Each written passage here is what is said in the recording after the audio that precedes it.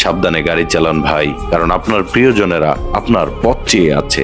কুয়াশায় ঢাকা মহাসড়ক আজ মৃত্যুপুরী। দূরে কিছুই দেখা যায় না, কিন্তু মৃত্যুর ঝুঁকি দাঁড়িয়ে থাকে সামনে। স্টিয়ারিং হাতে শুধু তুমি নও, তোমার উপর পুরো একটি পরিবারের দায়িত্ব।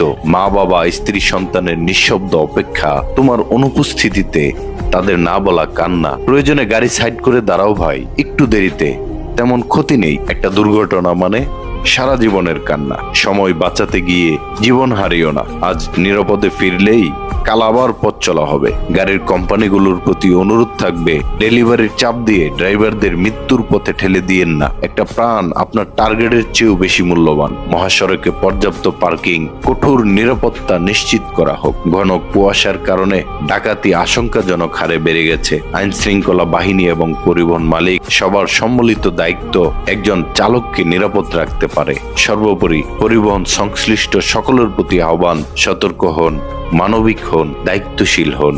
একটা জীবন বাঁচলে বাঁচে একটা পরিবার, একটা পরিবার বাঁচলে বাঁচে সমাজ। সাবধানে গাড়ি চালান ভাই, কারণ আপনার প্রিয়জনেরা আপনার পথ চেয়ে আছে, আপনার অপেক্ষায় আছে।